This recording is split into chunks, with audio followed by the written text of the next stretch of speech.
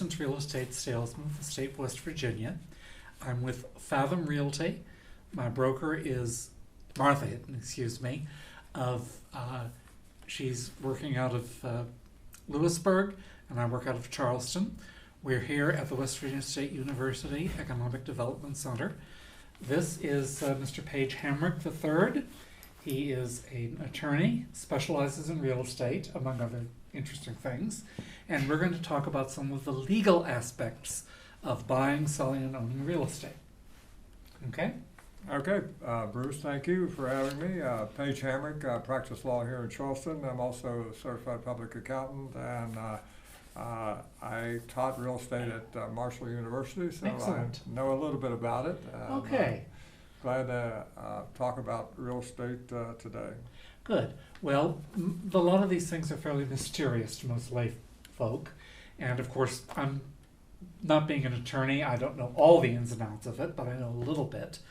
And so let's, okay, the first thing, a lot of things we're getting involved with is when two or more people own property jointly. And there are many different ways of owning property together. Joint tenancy, tenancy in common, and tenancy of the whole are the three that I see the most. Could you explain what each of them means and what the differences are? Sure. Typically, when someone buys a piece of property, or husband and wife buys a property, if you just or two people buy it, then each of you would own, let's say, 50-50. So you would be tenants in common. In other words, you would own an undivided interest in the whole. Okay. Neither of you can't say one part of it is yours or one part of it is the other person's. It's an undivided interest in the whole. Okay. Now, can you sell your interest separately from your partner? You can sell your interest, or you can will it to or devise it to your children or to someone else, or you can sell your part if someone wants to buy half of it. Now, typically no one wants to own Okay. an undivided But it does interest. sometimes happen. Right. But typically if husband and wife purchase a piece of property, then they would each want not only to just own half of it, but they would want to own an interest in the whole piece of property. And so typically there's a specific statute in West Virginia which says that if you specify that it will be joint tenants with right of survivorship, and you have to make that very clear, and if you put the deed as joint tenants with right of survivorship and not as tenants in common, then that husband and wife, or that it doesn't have to be a husband and wife, but typically that's it, then if either one of them dies, the other one takes the pieces of property. It doesn't go through probate, it would be non-probate property. And so the surviving spouse would own the entire piece of property, rather than just owning one half of it if they were tenants in common. Okay. So that's the typical way that husband and wife would do that. On the other hand, if you inherit a piece of property, sometimes one of the spouse dies and leaves the property to 4 children. Well, now, and each of them would then be tenants in common with the others, and each would own just say 1/4 undivided interest. Okay.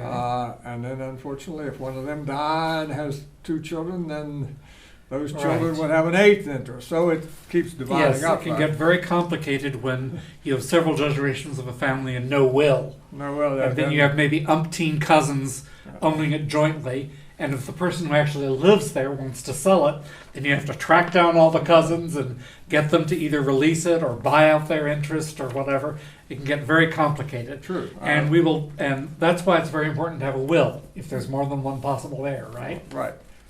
To determine exactly who is going to own it. Okay. Because otherwise it gets broken up into many small parcels. Right. And it's not as if what I believe used to be called estate in gravel kind, where it was subdivided physically and somebody getting each. It's just better that each person owns the whole interest in the whole thing. Well, in other words, that's an undivided interest in the whole.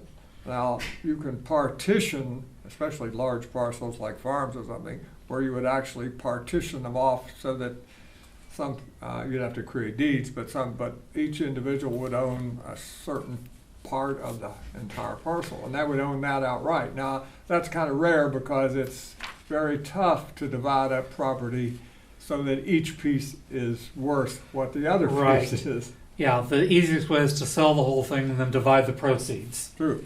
But you might say, I leave to my son everything from the road to the creek, and my daughter everything from the creek to the top of the hill. Maybe you're surveying a little more precisely, but Right. you could say that, right? Well, true, but then you have a survey problem. Right. Where's the creek? Mhm. Yeah, because of course, when it rains or floods, the creek might change. Right. Of course, that's why down in Texas there are some people who they own some land here and some land in Mexico because the Rio Grande is shifted. Shifted, right. But let's go now. Well, the tenancy by the whole, we don't really have that in West Virginia. Okay. Now, there are states that have what's called tenancy by the entireties, which is a concept that husband and wife, and they don't necessarily need our terms of joint tenancy of right of survivorship, they automatically own it, not 50-50, but in the whole, and then if one of them dies, The other one spouse becomes takes it. a sole owner. And right? so we don't really use that term in West Virginia. Okay. In other states, they might use it. Yeah. Now, we don't have entail in the United States anymore, but we used to in some states at least. And it's been a plot point in so many novels that sometimes I have people asking about it. So don't go into a lot of detail, but just a basic idea. That's an old English common law concept where to keep the manor house by an aristocracy or the noble in the line of succession, it was entailed to the next surviving male Right. descendant. And sometimes a female could inherit if there were no males. If there were no males, right. But if there was, then, but that kept it in the family line. And of course, that was an old English common, and now it's been abrogated in every state that I can think of Right. in the United States. We don't have that anymore. Right. We used to because To Kill a Mockingbird, Well, there was a question about the Cunningham tale, and that there's whether a person's name was Cunningham with a U or Cunningham with an O, depending on what her maiden name was, her son would inherit. And so she was illiterate. Well, you can imagine how that would be complicated. well, we don't have that anymore. Thank Good. you. Yes, it got pretty complicated. Okay, now sometimes we talk about having a bundle of rights. Of course, there's a loidal title, which is the, correct me if I'm wrong, but that's the basic title that the sovereign has, the king over in England or the state here. And then if you own a piece of land, you own certain rights to it. Could you explain all the different Okay. rights? Well, typically what we have is if you own the entire bundle of rights, it's called fee simple ownership. Okay. FEE. You own it in fee. And that's an old English term, but we use that term to take all the rights. Now, the rights in real estate can be separated out. Yeah. In other words, so someone conveys the real estate but reserves the mineral rights. Mhm. Now, the mineral rights have been severed from the surface rights. And in that case, some number of individuals may own the minerals, another individual may own the surface. And so if someone does not own the minerals, they own the surface and other minerals, then someone else can extract minerals underneath their property, and they have no interest in the monetary value Okay. of what the oil, gas, or coal that's being taken out. Right. Or timber rights also. Well, timber rights are typically would normally go with the surface, but then the timber rights again can be severed, and if you and you can be conveyed or sold to a timber company or something who might own the rights to timber it, and maybe that's only once every 50 years when the trees really grow big. But as long as that right has been severed, is out there, then someone else might own the timber rights. Now, do we have water rights as a separate interest Well, here? I know some western states do. typically, water rights in West Virginia mean that you have the right to have water from an adjacent property flow onto your property. Okay. And so you Well, have what the- about using something as like a well that's on your Well, property? now, you have the rights to the well. Okay. So that's not what, yeah, but that's not typically what we consider water rights. What we consider water rights to be is the right to take water from either a river or a creek or water that flows across our property. Okay. Now, and your water rights might be subject to a lower property owner's property that they're entitled to so much water, and you can't dam it up and not allow them to Okay. have any water. Which means if you do any extensive landscaping, you have to consider how that's going to affect the water flow, right? And on the other hand, if you are an upper water owner, you don't necessarily have the right to flood Uh-huh. the adjacent Right. water owner. So, Okay. so water rights are sometimes beneficial and sometimes Yes. adverse. Now, my aunt used to sell real estate out in Arizona, and there it was really complicated because you had not just U.S. rights, you might have Spanish land grants and Native American rights.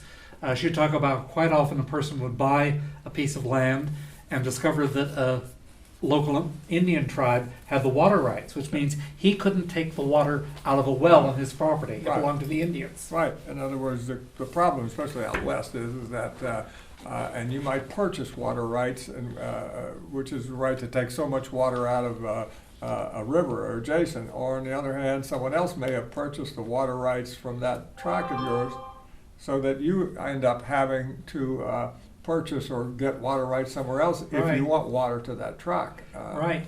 And I'm told in some western states, if you don't have the water rights, you can't collect rainwater on your property. Well, I haven't heard that one, but Yeah. Well, of course, that doesn't apply here. Yeah, right, yeah. Because we took our law from No. rainy old England for everything. That's not an issue. Yeah, we get too much water to. Sometimes, yes. Okay. What about air rights? Air rights, well, typically, it's not too important in West Virginia. It's mostly important in really large cities, where, in other words, you might sell the air rights over your property, which would mean that someone else would have the right to build over your surface Uh-huh. at a certain height. In other words, Okay. maybe air rights over 100 feet. So in other words, they could build. You own up to 100 feet, but you're selling the air rights above. Okay, so they could build something that say had balconies that stretched out. But air rights might take a balcony. It might take an entire building where it's just built over you, or it may be that A bridge between two buildings, a build skyway. bridge, or you might own the base or the basement and the first floor, and you've sold the rights to build above you, Aha. the air. Okay. All right. Now you don't have the right anymore to build above you. Right, exactly, but somebody You've else sold does. it, right? Yeah, and you may find that the person who owned it before you or before that had sold off the air rights Right. after you've planned to build the building. Right. So all you have is the right to build maybe a 1 or 2 story building. Right, and so you have to track down whoever owns the air rights and buy them back from him. Right. Yeah. Okay, now that leads to maybe you don't know what rights you don't have. How can you find out? Well, typically it'll be in the deed. Right. In other words, and that's why we have title searches also, because so lawyers go perform title searches. You go and search the property, the title back through the sales of generations, from one owner to the previous owner to previous owners, to find out whether anyone deeded away any of those rights, the mineral rights or the service rights. So typically a title search and the deed will tell you. In other words, typically if you are only conveying the surface to someone, I'm either reserving the mineral rights, or the mineral rights have been long since reserved and sold off to some oil and gas company or something, and I'm conveying you the real estate. I want to make sure that I put in the deed that I'm only conveying you the surface, because otherwise you might come back to me and say, hey, I thought I was getting. And now this gas company wants to put in a well. Yeah, right. What do I do? And I'm not getting what I thought I got. So typically your deed would say you're only getting the surface rights. Typically the deed would say we're reserving the timber rights, and we're going to go in and timber the property for the next 50 or 100 years. Right. Okay. Typically, if there are water rights, then you would deed those separately also. Okay. Now, we've talked a little bit about this before, but succession. Now, typically, of course, the usual advice is that everyone should have a will. But, of course, wills can get complicated because you have to go through probate and everything. And there are various ways you can avoid probate. I know that. First of all, why is it important to have a will? Well, We've touched on that a little bit, but... Yeah. Wills do more than just tell who you want to have your assets or property. They also allow you to name the individual, the executor, who is going to control your estate. And so that's an important part of it. It's important to name the individuals who you want to get the property, and especially if you intend to exclude someone, then exclude a child or a spouse or someone, or if you don't have a spouse and you don't have any children, you want to exclude particular brothers or sisters or nephews or nephews, then you might have to do that. So the point is that a will does more than just tell who you want to have your property, which is important, but it also allows you to see who's going to control it. And if you want to put any strings on the ownership. If you wanted to, say, convey someone the estate to someone for life and then someone else, like say, I allow my child to live in this place for his or her lifetime, and then it goes to Uncle Fred or Uncle Fred's kids. Correct. Or something like that. Yeah, that you would need a will, or it could be done with a deed, but you would need some sort of document. You would need a document, and typically the will would be the one that would okay. do that. I've heard of people, instead of having a will, having a living trust. Could you explain how that works and how it's different? Well, a living trust is a trust that you create during your life. That's why they call it living. So you create a trust, and you actually transfer the property or assets into the trust during your lifetime rather than keeping them in your name. So you actually have to transfer into the name of the trust. If it's a real property, you actually write a deed to the trustee of the Jones Family Trust. And that then it's no longer in your name or no longer in your estate when you die. Therefore, it's in the name of a trust. Therefore, it theoretically does not have to go through probate because it's not in your name. And now, you name the people that you want to have the property, the beneficiaries of the trust, which are like the heirs of an estate. You name those people and you name what they want to get. So the document looks a lot like a will, and it names those individuals and the percentages or the amounts of money or the pieces of property that they want to get, whatever it is that they're going to get, and you can name, of course, as many people as you want. The one thing you have to have is a trustee, and the reason they call it trustee is because it's someone you trust to handle the affairs of the trust, like an executor of an estate, which sometimes you write a will and a trust, and those would be the same individual, not if you want to do that.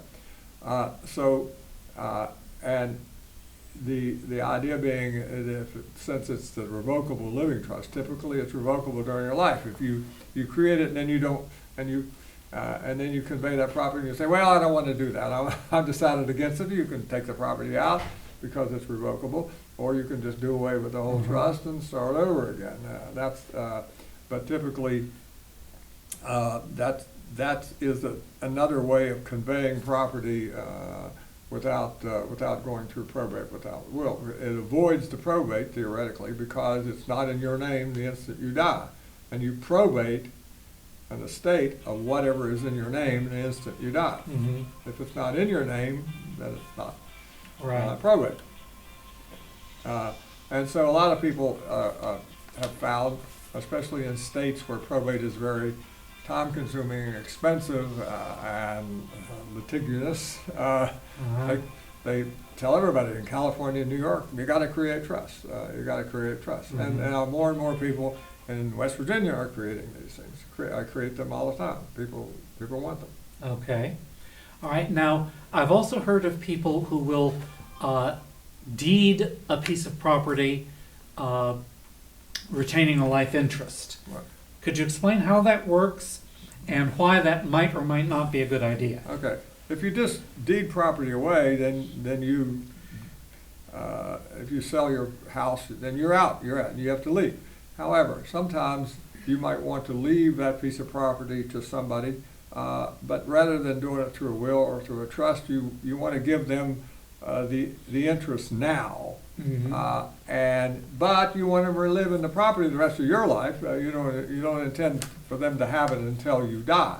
So you would deed the property to them, retaining a life estate during your life, and therefore you would have the entire right to live in the property and the rents off the property or whatever it is during your lifetime. And the remainder interest that you deeded away cannot take anything, doesn't have any interest in it until the instant you die. And the instant you die, that person owns the property. Mhm. Now, that's an advantage. You don't have to have a trust. You don't have to have a will. It simply goes to that person. Now, the problem is if you just change your mind, you now have a recorded deed on record at the courthouse, and you can't just take the property away from that person. They have to sign their remainder interest away. Mhm. So, and I've heard people say, well, I wanted to give it to Sonny, but now I don't like Sonny, and I want to take it away and give Right. it to Sissy. Well, It doesn't work that It way. doesn't work that way. You have to get Sonny to Okay. sign his interest away, and maybe Sonny is mad and he doesn't want to do that. So you've created a real current present interest. And so it's not. There are disadvantages to it. Now, and one advantage to it is that you don't have to do a deed, you don't have to do a will, and no one can theoretically break it because it's something you did while you were alive and while you were considered to be coherent and had Right. to do Now, it. if you say hold only a life interest in the property, say if you've deeded away or if whoever left it to you just for your lifetime, there is the concept of waste.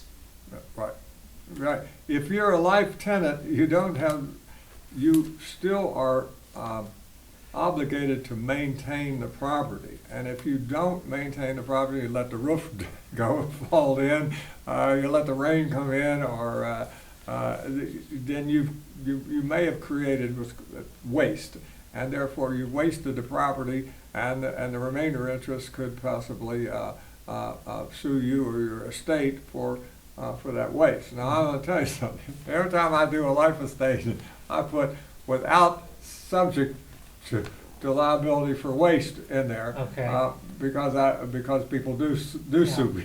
I'm told there is something called positive or constructive waste, which Well- means that you can't do something like actually make improvements on the Well, property. yes, you can. because- Well, you can, Okay. but you benefited the Right. remainder interest. But you can make all the improvements you want. Oh, okay. You just can't destroy it. Okay. Uh, All right. Uh, Yeah. Okay, now there is something that I've read about called a transfer on death deed. Yeah, well, that's How's relative. that different? Yeah, that's relatively new in West Virginia, and it had it in other states, and now West Virginia finally passed a statute. You can now create a deed saying that a TOD, or I mean a transfer on death deed, TOD. In German, Tod, T-O-D means death. Oh, okay. So that's a good way to remember Whatever it. it is. And so what you've done, you say, and it has various specifications that the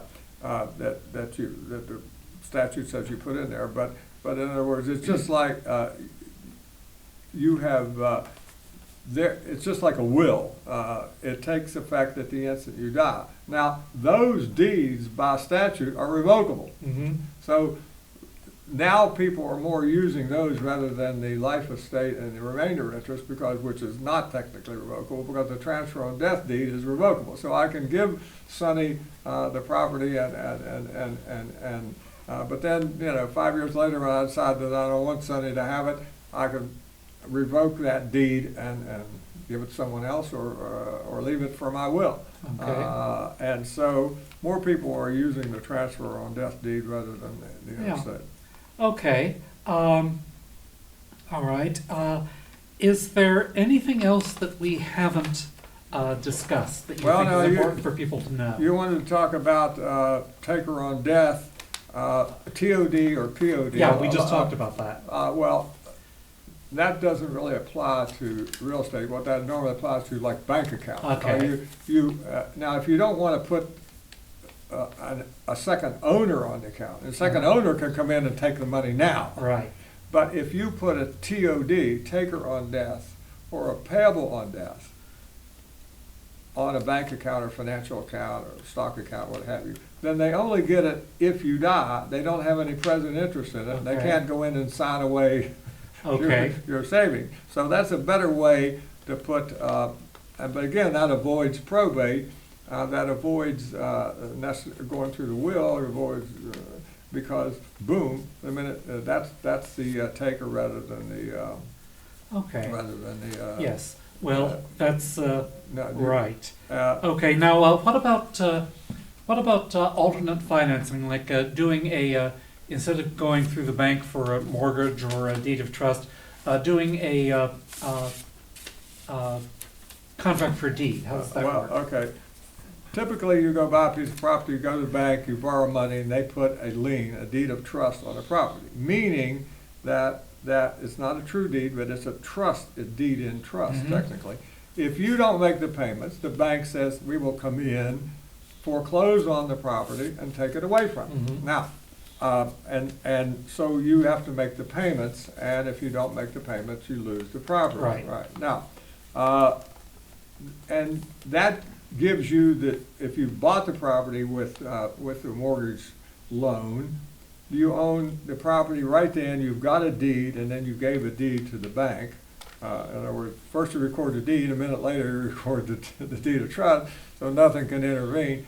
And you own the entire property, and the bank could take it away from you if you don't make the payments. Now, some people, especially if they can't get a loan, or the seller wants to finance it themselves, there are different ways to do that. Now, one of the ways it is that owner financing. You pay them so much down, they give you they give you a deed, and then you give them a deed of trust lien, and you make payments to them for as long as the contract goes. Now, some people say, well, I'm willing to finance it, but I don't want to have to go through foreclosure and all that. We'll do a contract for deed, or lease purchase, or land contract. Mhm. And they're all about the same. Different lawyers write different documents. Everybody's got their own little language, and Okay. they all and they're all look different. But basically, what it says is that I'll sell you the property, and you will make payments of so much a month for a long period of time till it pays out. If it's going to be $50,000 and $500 a month, then it's maybe 100 payments, and it may or may not have interest. So. But if I make the 100 payments dutifully, then I'm going to own the property. If I don't now, but you don't give a deed until you make all the payments. So you don't have a deed; it remains in the name of the seller until you make all the payments that you promised to make under the contract, the land contract, contract for deed, whatever it is. Now, if you quit making the payments someplace in there, or you miss whatever the contract says, say 3 payments, or 2 or 3 payments, or whatever, you're late 90 days or something, then the seller, instead of having to go through the whole foreclosure process, can simply declare the contract void, and that all the payments you have made are now lease or rent for the time that you lived in the property, which is only right because you lived there for 5 years, you made $500 a month payments, but you didn't, but now you left. Well, you don't have any interest in the property anymore, and therefore what you would have paid rent Right. had you just rented from the property from the person, and you wouldn't get anything back. And now, since you didn't complete your contract, you lose your interest. And so that's typically the contract for deed. Now, when you finally make all the payments on, and under the contract, then the person gives you a deed, and now you own it outright. No more financing. You're free and clear. Mm-hmm. Now, there is a problem. That seller owns the property, and it's in the seller's name on the courthouse records during the time of this lease purchase. And so if they get in trouble, or someone sues them, or they don't pay their taxes, then you as the buyer have a Much less recourse, if any. Much less recourse. You might end up with a piece of property with a lien against it. So there are pluses and minuses to that. Okay. Typical. On the whole, would you advise someone or not advise someone to use Well, that? it's a very common method of buying farm property. It's a common method of buying tracts out, and probably not a common method of buying houses in subdivisions in cities. More like rural properties, but it's very Okay. typical. Yeah. All right. But for, say, someone who doesn't have very good credit? Right. That's the typical situation. Sometimes it's the seller who wants to get rid of the property, and that's the easiest way to get rid of it. Okay, yes, I can see. So, like everything else, it has its good points and its bad points, and you just have to consider all the ins and outs of what your particular situation is. Right. Okay, is there anything else that we should talk about that we haven't covered? Well, I think we've covered real estate pretty well here. Okay, that's good. Now, of course, I will be putting, if you don't mind, Mr. Page, Mr. Hamrick, I will put your contact information in the description. So if there's anything that somebody doesn't understand or doesn't needs more information, they can contact you, and maybe you'll get a client out of it. Sure. And it's a pleasure, Mr. Frank. okay, yes. Well, thank you very much. And I will when I put it on my YouTube, I'll send you a link, and there we go. Good day.